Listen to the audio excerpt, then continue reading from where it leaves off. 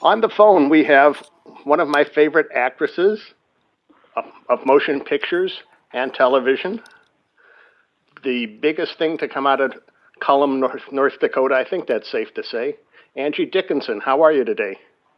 Well, I'm fine, thank you very much. You know, Cullum is a little town in North Dakota where I was born, and when I was 5 or so, we moved to the big town of Edgeley, which was 700 people. and I can only say that they certainly gave me good roots. Did they have movie theaters in either one of those towns? I don't know about Cullum because, as I say, I was 4 or 5 when we moved. But in Edgeley, oh yes, we did, because I now remember my daddy was the projectionist in Cullum, but we were too little to go to movies. But then when in Edgeley, he did the same thing. He was a publisher. We had the small town newspaper, and so they had many jobs. He was with the fire department, and he did the screenings, and so we went to lots of movies whenever they came in Edgeley. How did you end up moving to Burbank? Thousands and thousands of people moved to California to get jobs in the airplane factories, mostly aircraft factories like Lockheed, because the war broke out in 41, and so in 42 we all flocked to California to get jobs because life was awful tough in states like North Dakota. So I was 10 years old when we moved to the big city. What was the big city like for you? How was that adjustment? Well, I hated it at first because we came by train, and it was in June when school got out, and it was one of those foggy nights that we have, and I hated it. And we went from one city to the next. We went from Los Angeles to Glendale to Burbank, and never stopped watching houses go by. So we just our mouths just dropped open. Did you always want to be an actress, or did the bug bite you later on? I always wanted to be a star. And my 2 sisters would tell you that's for sure, because I was always, well, if you can't play my way, then I won't play, and so I was always, we put on plays for the town people and things like that. So I guess I did. Now I see that at one point you wanted to be a writer. What sort of writer would you have been? Did you get that off of Wikipedia? Is that accurate? Yes. No, it's not accurate. Okay. A lot of things are not accurate, by the way, on Wikipedia. So, but you can't get it changed. It says I also have a degree in writing. And my sister said, "When did you get a degree in writing?" I said, "Since Wikipedia said I did." No, it was one of the few things that even appealed to me slightly when I was, going on to college, and I didn't know what I wanted to be yet and what I wanted to do. But I did not want to do what everyone else did, either raise kids and a family or be a nurse or a teacher. That's what it was in the 50s. So I just got lucky, and I was kind of a show-off, and I entered a few beauty contests just to make the day more exciting, and I really got bitten by the bug. Did your husband support your decision to enter beauty pageant? My dear sweet husband that I never should have married, poor soul, he got me, and we were as mismatched as frogs and rabbits, and so he had really no choice. He was a football player, and he didn't have the kind of drive that I had, and all of that, and and just was a very sweet, sweet man, but not a lucky man, and he couldn't get jobs or anything. So he supported anything I did. My parents, when I told my mother I was going to be an actor, she said, well, how will you pay your bills?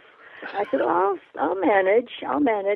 So she supported it, but was reluctant and fearful that I would be on the streets. So you get noticed by a TV executive at the beauty contest? Yeah. Who says That's right. says you ought to be an actress? He called me at work. I had a job. I was a secretary. And he called, assuming, since I was in a beauty contest, that I was an aspiring actress. He just, that's usually what you do it for. Right. And I said, well, I can't, and I was one of the winners. And he said, do you want to be on the show this week or next week, whatever it was?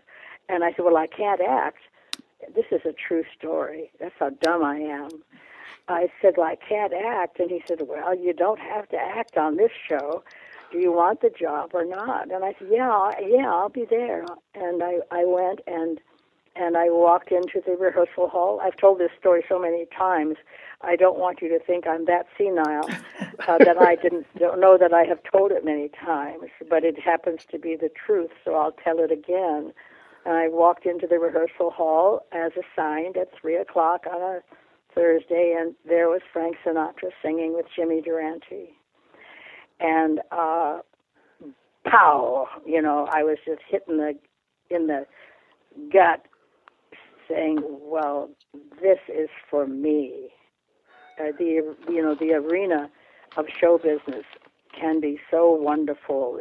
It's the camaraderie and the, exercising your brain and your talent and whatever. And it was just such a wonderful atmosphere that I said, I got to go to acting school and see if I can act. And if I can, this is where I want to be. There's my story. Don't worry about saying that about you never acted before. We talked to Jerry Van Dyke several months ago, and he told me that last year him and Dick were meeting with TV executives to pitch a new show. And Dick looked at the head of ABC and said, you know what the problem with TV is? There's too many commercials. And Jerry looked at Dick and said, are you out of your mind? Oh, I know Dick very well, and he's so wonderful. I don't know Jerry, but I know Dick, and he's just great. Speaking of that. So you met Frank Sinatra on the Jimmy Durante show? Yes. And so after Jimmy Durante sings Inka Dinka Doo and says, good night, Mrs. Calabash, how soon does Frank Sinatra... How great. He closed the show every night with the good night, Mrs. Calabash, right. Wherever you are. How soon after that did Frank Sinatra say, hello, Miss Dickinson? Pretty quickly. Yeah, well, anyway, we don't have to go there. Okay. But he was enchanting. He had not yet won the Academy Award. The movie was just coming out, From Here to Eternity. Right. And so I got him on a high. How was the transition to becoming an actress, taking the courses, learning to memorize lines, things like that? Did that come easily to you? No, memorizing doesn't come easily to me. Easier than some, but not like Brad Pitt or Edward Norton. But the thing is, when I went to the classes, I felt the instinct that I was okay and that I could function in this world. I was not trying to be a star. I wanted to just be an actor in this theatrical unit, this theatrical world. And I saw that I had enough to keep working at it and going for it as a career. When did Frank approach you to be in Ocean's 11 and play his wife in that movie? Well, in '59, late '59 is when they started that, and I was under contract to Warner Brothers, so it was kind of a da. But Sammy Davis told me that he is the one who suggested me to Frank for playing his wife in the movie, and Frank said, "Oh, that's a gas," and I was under contract, so Warner Brothers said okay, and Frank said okay, and that was it. I'm surprised Sammy didn't push Kim Novak, or was that before he had the relationship with Kim? Well, Kim was at another studio, and okay. the part was too small for her. But, she was a pretty big star. When was Picnic? Do you have a date on that? I can look it up for you. Yeah, because I think it was the 50s, late 50s. Or no, then I'm off on my story. No, that's right. That would be about the time. We were 1959. 1955 was Picnic. Oh, all right. So there you are. So she was already, that was a huge lead, and she was a major star. So there's no way she would have wanted to be in Ocean's 11 or would fit there, because that small a part, if you put too big a star in, they just throw the balance of the movie off. Now, back then you had Marilyn Monroe, you had Kim Novak, you had Jane Mansfield, you had all these bleached blondes. How did you come upon the hair color that champagne, I believe is what it's called? Oh, that's nice. Well, I call it butterscotch. Okay, that sounds good too. Yeah, that's one of my pals calls me butterscotch all the time. We've been friends so long, it's now scotch. That's Chris Erskine. He's a writer for the LA Times, and he's great. The thing is, I did a movie. I was brunette for Rio Bravo, and then Howard Hawks, who made Rio Bravo one of the best westerns ever made, sold my contract to Warner Brothers, and Warner Brothers had me testing. This is a whole story, so you edit all you want. But Warner Brothers had me test for the part, and I got the part, and they said, well, now she's brunette, and so is the lead, Barbara Rush, so we'll have to change her hair. So they bleached my hair, and it worked. I liked it very much. What was it like to do Ocean's 11? I mean, you had all the biggest stars in the world in that movie. You had, like you said, Sammy Davis. You had Frank Sinatra, Dean Martin, Peter Lawford, Joey Bishop. Yeah, it was great. It was fantastic. It was a laugh a minute, very hard to concentrate because they were always goofing off, and they were playing, they weren't acting, and of course the legendary shows that went on at night after shooting all afternoon and into the evening. Those shows were devastating. You know about them, the Rat Pack show. that they performed at night at the Sands after shooting all day on the movie. They were just on a giant, long party. I went to that show 9 times because it was the best ever. So what was it like? It was a little like heaven. What was Rio Bravo like with John Wayne and Howard Hawks? Well, it was fantastic, to say the least. The fact that I got the part was unbelievable for a newcomer, but almost total newcomer. It wasn't even 4 years since the Jimmy Durante show, and that just doesn't happen, but it did. And we had a lot of location, as you can see in the movie, and it was so hot. It was Tucson, Arizona, and it was so hot. I saw the thermometer read 127, and I am not lying or senile. It was so hot that you didn't sit around and talk. You just hovered around the air conditioning if you could find any, because we were on location, as I say, and except for the few generators that they had for the lights, they tried to give us a little air conditioning. So it was not a social affair. It was desperation to stay, in makeup, to stay sane.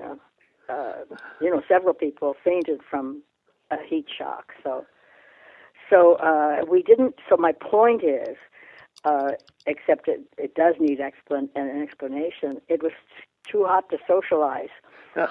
You just gasp for some cool air between scenes, and of course you rehearse and you rehearse and you rehearse, and then you shoot and then you shoot and then you shoot under lights.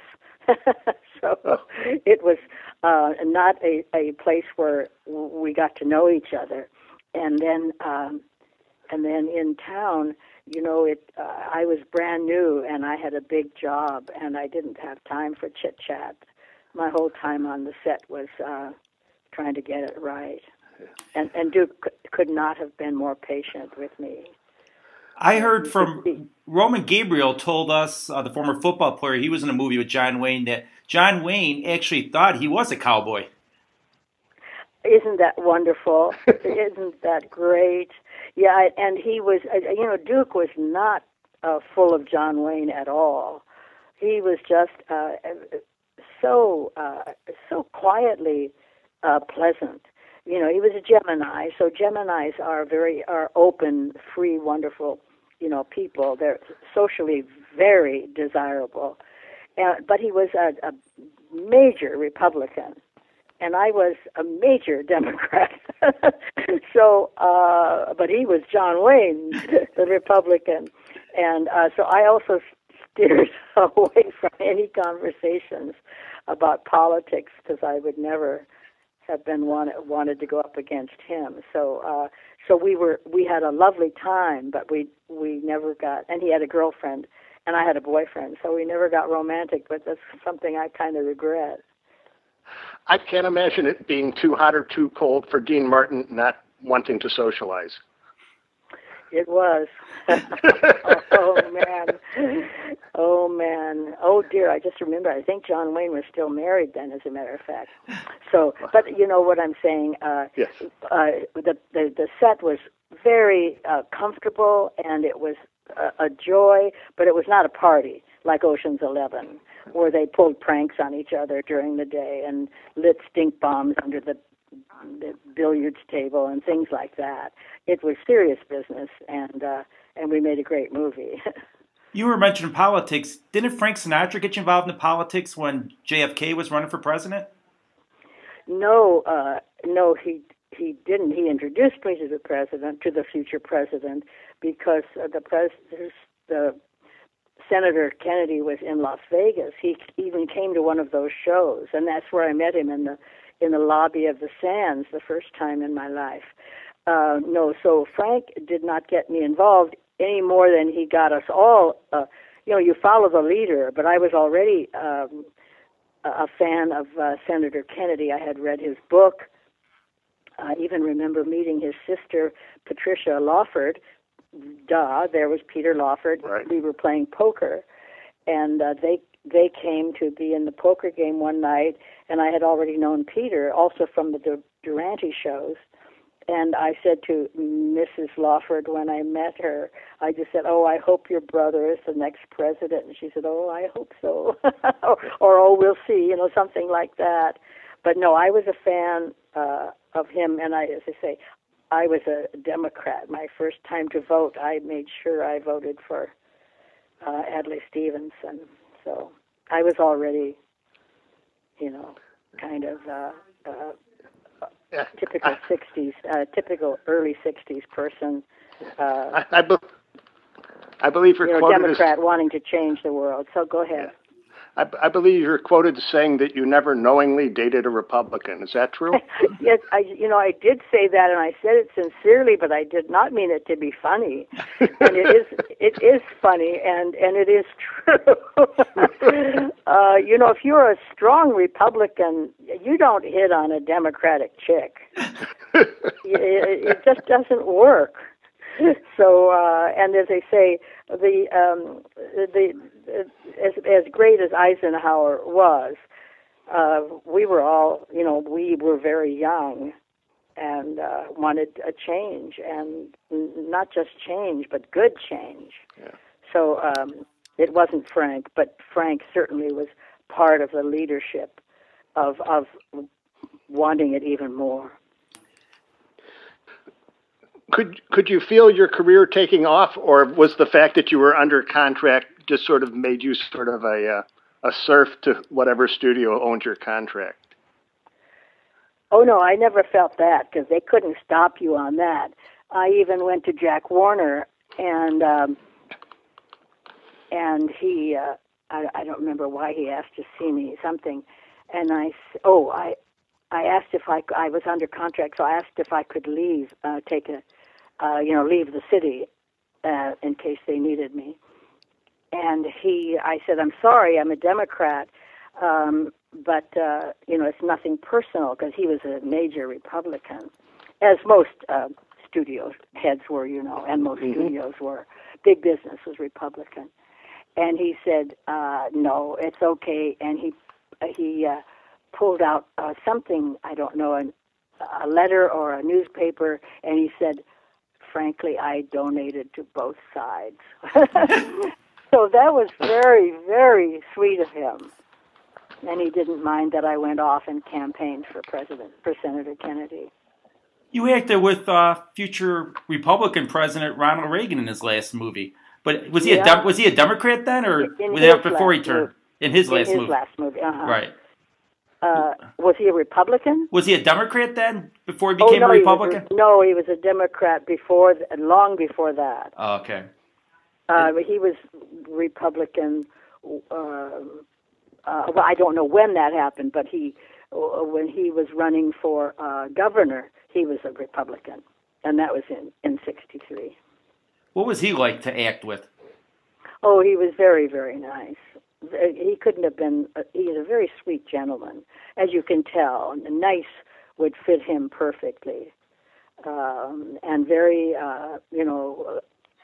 what is it? Calm, cool, and collected, and very, very pleasant. You'd want him for your neighbor. So he couldn't convince you to vote for him for president?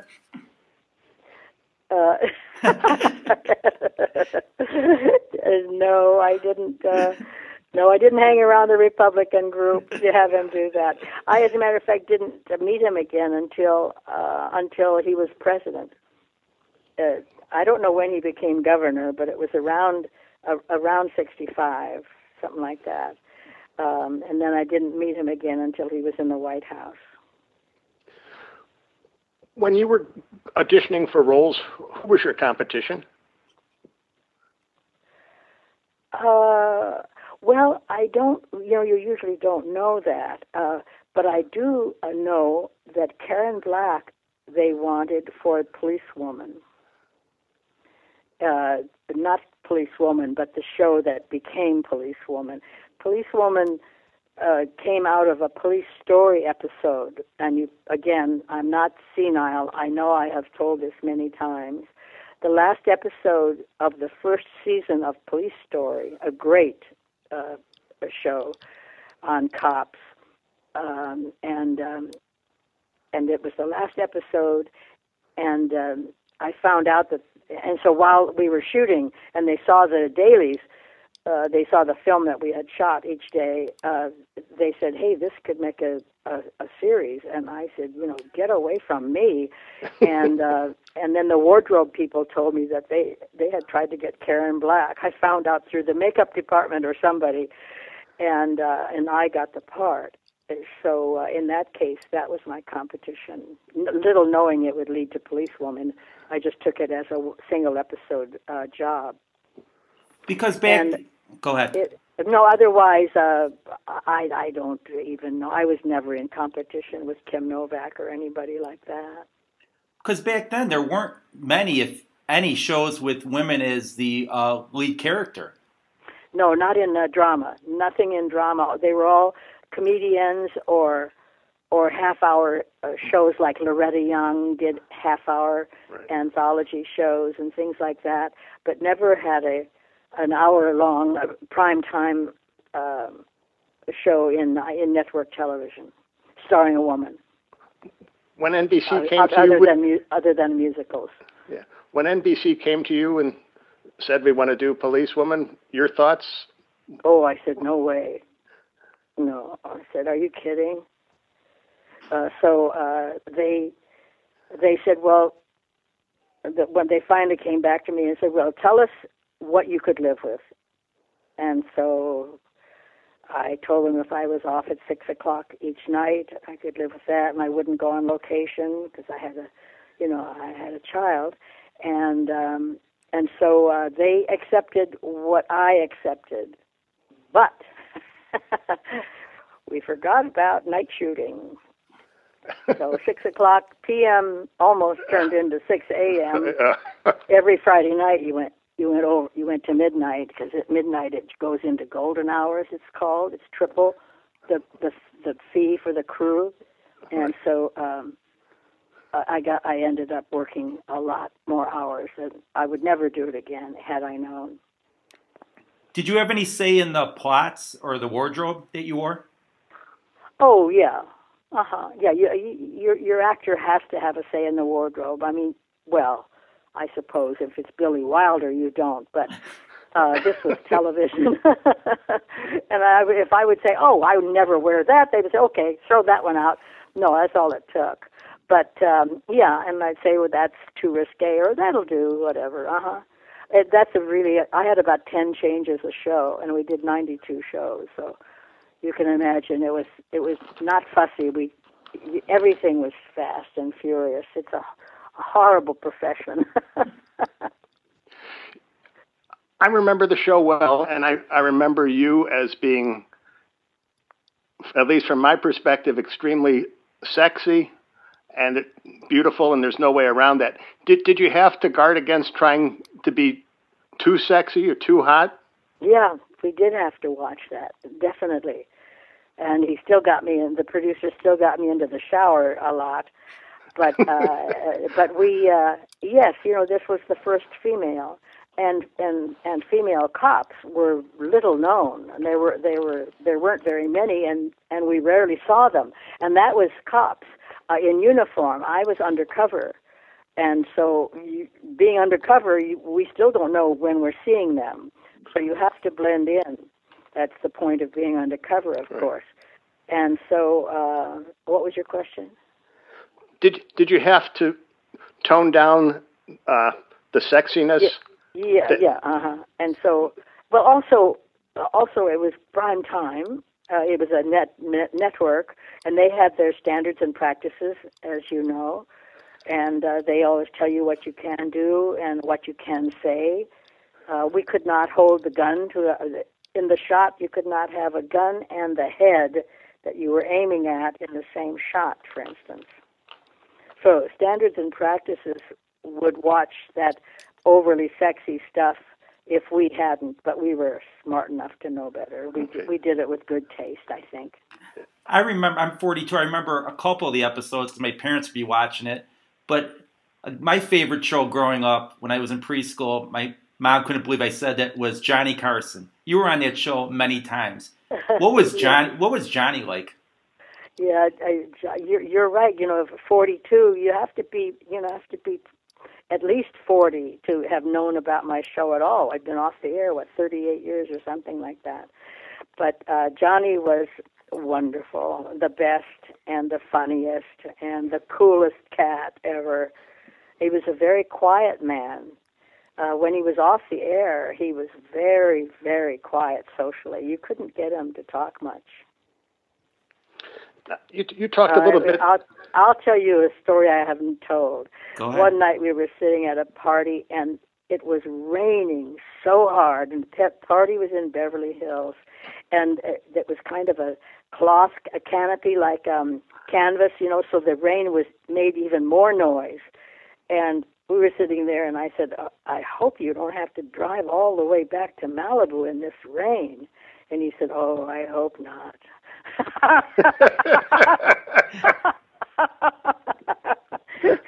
So he was so dear and so funny. Oh, God. Now, on one of the shows, he asked whether you dress for women or you dress for men, and you said, I dress for women, I undress for men. Yes. How did that get past it censors? Was never planned. It was never thought about. It came, his question, I don't know if he, they prompt him with they give him some questions in case he goes dry. All of them have something to fall back on, so that they don't get a big lull in the show, as I'm sure you also are aware. And if they don't have it, they should have it. And so I don't know if the question was there or not, because he said, "What are you wearing? What is that?" And I said, "I think it's called a hostess outfit." Again, I'm not a fashionista, as anyone would tell you. And it was kind of, 60s or 70s, must have been 70s, and caftans and pants and all that were in vogue. And I said, "I think it's a hostess outfit." He said, "Tell me, do you dress?" So I think that came out of the conversation of just talking. And then I just answered what I answered. And, of course, it was a gem. Did you ever want to be a comic actress? Yes, but I did a show. Johnny Carson gave me a series.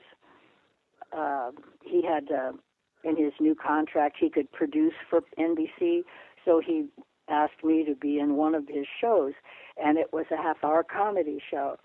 And we did the pilot, and it was just awful. I mean, I wasn't funny at all, and it wasn't funny at all. And we all said, let's just forget about that and go on to what we know you can do. Well, I couldn't do it good enough. It was a flop, but it didn't matter, So I have thought about it, and I enjoy when I have an opportunity to ad lib on a stage or something. I enjoy doing it, but I don't think I can do it when it's planned. I think it only has to be impromptu. You were one of the few, maybe the only female that was on the basically roasted on the Dean Martin Celebrity Roast. What was that like? Oh, I think there were quite a few. I think Raquel Welch was on, and Phyllis Diller. Come to think of it, I don't remember. Well, Lucille Ball. Well, all the comedians were on. The comedians were on. Maude, what was her name? Oh, B. Arthur. Yeah, and Betty White, I'm sure, must have been on, and things like that. But what's your question? Who was I on with? Yes. You mean something about other stars? Is that? Yeah, because you were one of the roastees, weren't you? You got roasted by Dean Martin. Yeah, I got roasted because it was yes, it was. I think Policewoman was still on or had just finished. I'm not sure. They were great fun. That's all I can tell you. And you may not realize this, but to put those shows together, and you do them once a week, you've got to line up a lot of stars. That's about 12 actors or comedians, at least 12 on that dais. So it's not easy. So listen, if they got desperate, they called me. But what was good about those roasts compared to the ones today is they were clean and funny. They didn't have to take it to the extreme. No, that's true. It was we had better taste than that comedy show, whatever. I don't know. I don't want to say it publicly, but oh my God, it's embarrassing. You were in a movie I remember well, Pretty Maids All in a Row. How old are you? I'm 42. No, David's the young kid. I'm the old fart. Was that David speaking? Before that was David. I'm Elliott. Okay. So you got to be directed by Roger Vadim, who, if I remember correctly, was married to Bridget Bardot. Yes, he was. What was that? And Jane Fonda, Yeah. So not a bad track record for him. Well, not at all. Yeah, go ahead. Yeah, Barbarella, is that the name of it? No. Pretty Maids All in a Row. Yeah, but I think Vadim did Barbarella with Jane Fonda. Yeah. So he likes sex. And I think he's Russian, but he was certainly a French culture. So Right. go ahead. What was that movie making experience like on that? Well, it one was fun because it was ludicrous, and Rock Hudson was just so darling and basically very uncomfortable. Well, we know why now. Right. Pardon me, I'm sorry to say, but it's true that he did not fit the part with carrying on with all of those women, but he was just adorable. I couldn't love him anymore, and but the movie, we scratched our heads, often. What is this all about? It's not a very good movie, but it's interesting. It was definitely interesting. It's just like, Do you know who produced that? Gene Roddenberry? Yes. From Star Trek? Yes, and this was before Star Trek. So I don't know if Gene Roddenberry knew what he was doing in both cases, because he hit the jackpot with Star Trek, but he certainly made a crappy movie. It isn't that. It's Roddy McDowall, Telly Savalas, and all those gorgeous women, but it's just one of those movies you watch and you just say, what is this? What I couldn't believe when I did the research on you is that your husband at the time, Burt Bacharach, never wrote a song for you. Never did.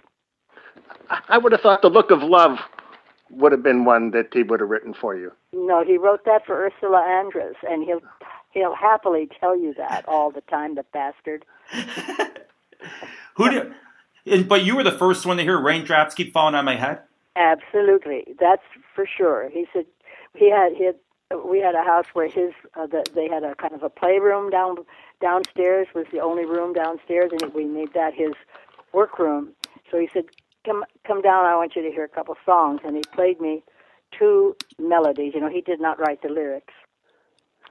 And so he played me the one, and then the next one was Raindrops Keep Falling on My... So he had that phrase, raindrops keep falling on my head, but da da da da da da da da da. And so I said, well, I like them both, but I think I would go for the song. One was to be a theme without words, and one had words. And he's the one, with all due respect to Hal David, that had that phrase. And I said, that's the one I think I would prefer. And Hal ended up keeping that phrase that Bert came up with. And he said, I don't know why I hear raindrops. It's not raining, but that's what I hear. And that's how it ended up. So did Hal David spend a lot of time over at your house? He did, yes, But they worked. We didn't socialize. We used to go out once in a while. Then he quit drinking. So we socialized less. But he was a nice guy. But he had to work. He had to give up his family in New York.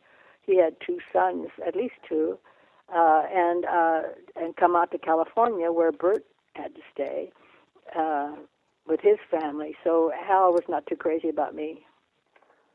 I think your toughest role, though, had to be raising your daughter.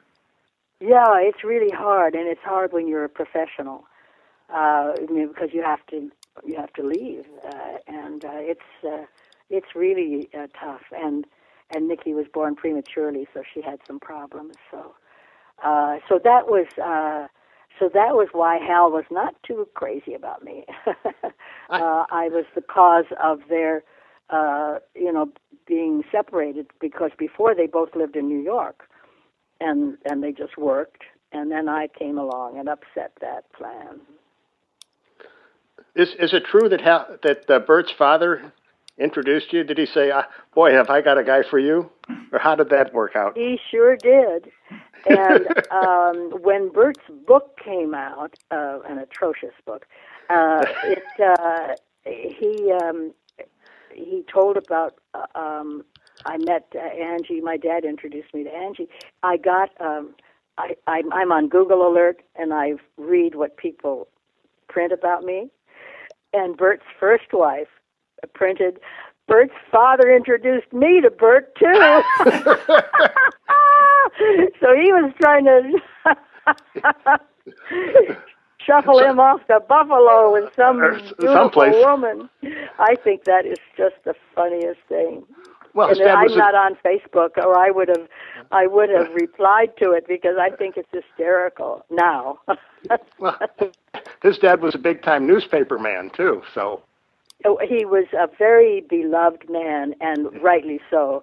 And he wrote for Gentleman's Quarterly, and that's all about men's fashion and men's style, of course. And I think that's where Bert, my ex-Bert, got his sense of style. And then Marlene Dietrich, he conducted for quite a few years, and she traveled the world with him, and I think she gave him a lot of style too, because he does have, he takes you to the best restaurants, and he dresses great, and he just has a great style, period. So I think he got that from between his daddy and his and Marlena. He turned out pretty good. Yeah. Well, there's a certain very thing. Appealing, I can tell you. Yeah. Well, I think there's similarities between Marlena and you. I hope so. Both beautiful women, both very sensual, very sexy, without having to do anything other than walk into a room. I hope so. Yeah, she was exotic, and of course, accents make you more exotic. A movie star has a bit more appeal when you hear that Ingrid Bergman accent, or Marlena, or I don't know, I can't think of another one, right? Marianne Cotillard. Oh my God, I love her. And anyway, and I did not have that, but I hope I had some similarity to Marlena. Kind of is called balls, I think. Yeah. Kind of like Joan Crawford. Well, yeah. Talk about balls. Speaking of steel. Oh, wow.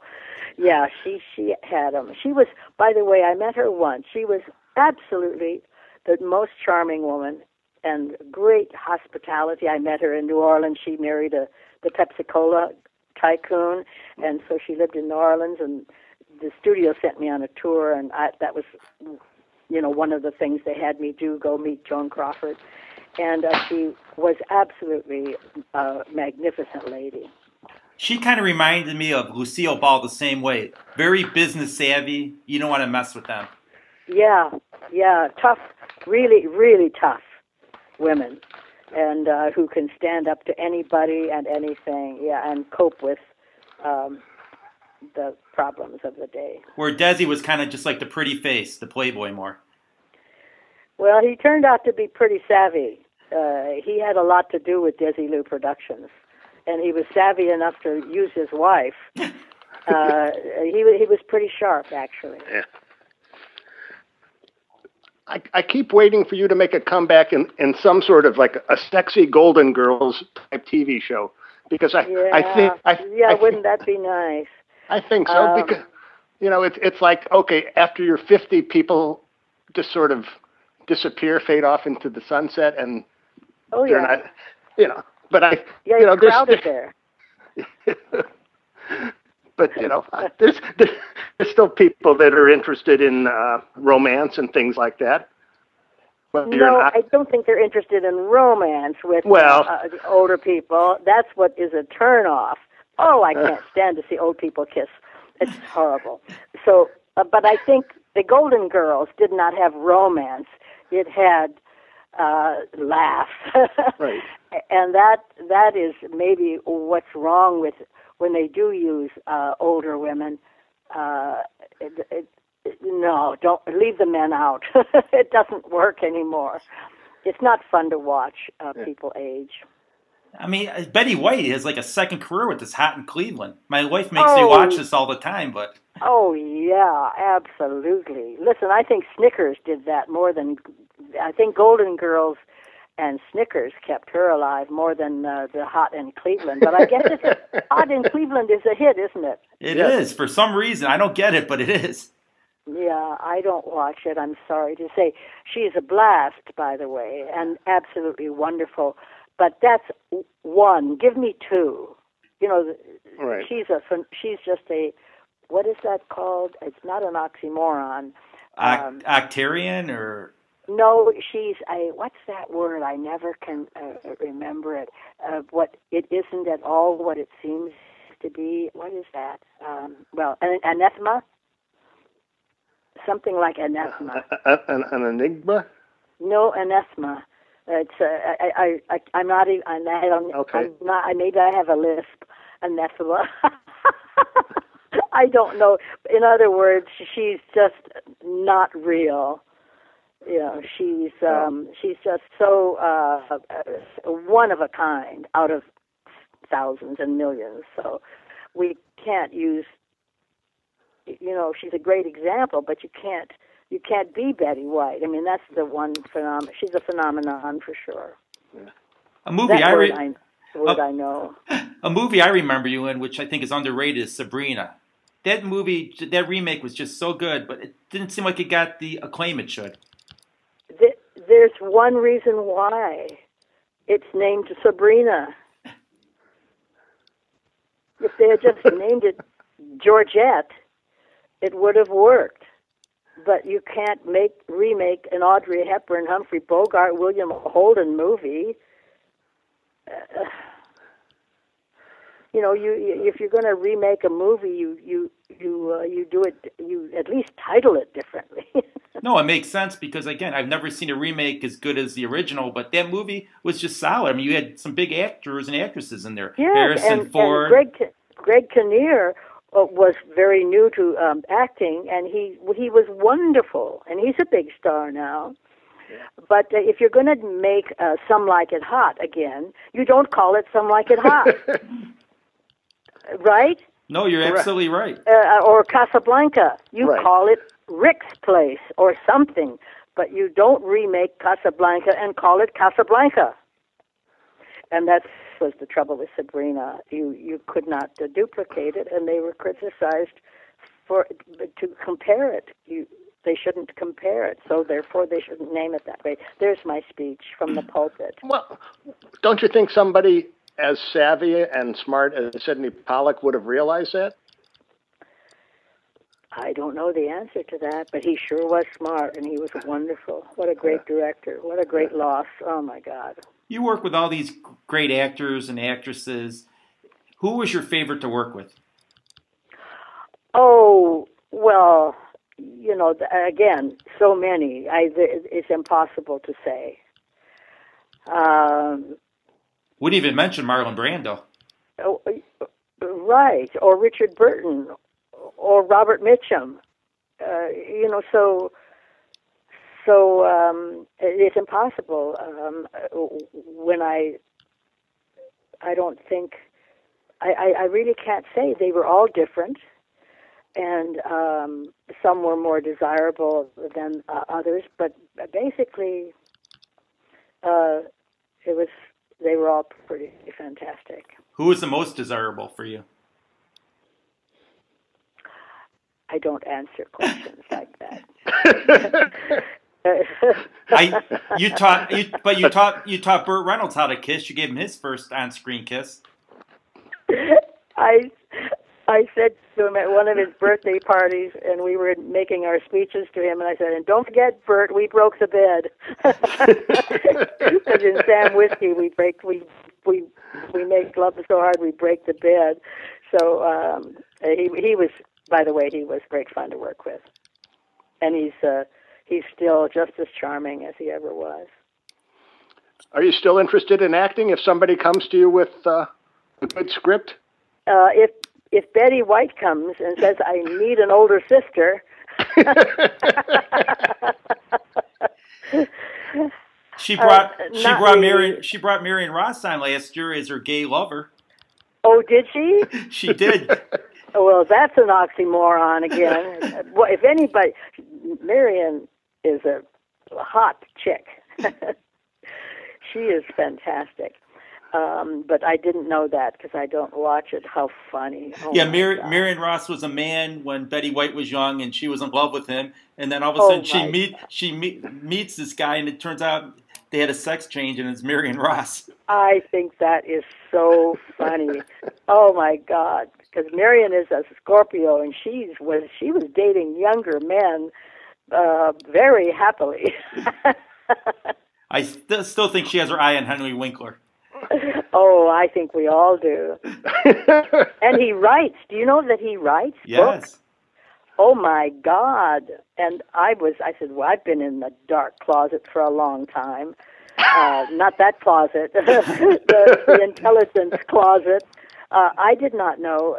He said, I have a whole series of books. I said, oh my God, I was so embarrassed. But anyway, they were all wonderful, and except one or two, and those I'm not going to say. Now, in 2002, TV Guide ranked you number 3 on the list of 50 sexiest television stars of all time. I know. I have that up in one of my hallways. How did you not finish number 1? You know who was number 1? Diana Rigg and George Clooney. Separately. Diana Rigg, that's exactly right. Emma Peel from The Avengers, right? I don't know her name. I know the Avengers, but I don't know what her name was. Yeah. But I think I was thrilled to death, to say the least. I was very, very happy with that. I don't even know who Diana Rigg is. I do. Well, she's English, number 1, and so we rarely know about stars from other countries. So that would explain it for you. Why don't you write a book? I'm going to. Oh, good. Yes, very soon. I better. What are you going to do? Wait till you're 90? No. That's right, or less. Yes. So no, I actually am planning to start it this winter, and this winter is getting here very quickly. Yeah, I'm starting to work on it. Well, that'll be very exciting. Well, thank you. That's a compliment I take when you say, not why don't you write a book? You said you should write a book. No, you should because of the stories. I mean, your career spans so much time, and you've worked with the biggest names in Hollywood. Yes, and it's wonderful to talk about them, and that's the kind of book it's going to be. It's not going to be. I'm not going to divulge any secrets, but I will make you laugh and cry. I think that's all you can ask for. Mm-hmm. If you do that, you've accomplished quite a bit. Thank you very much.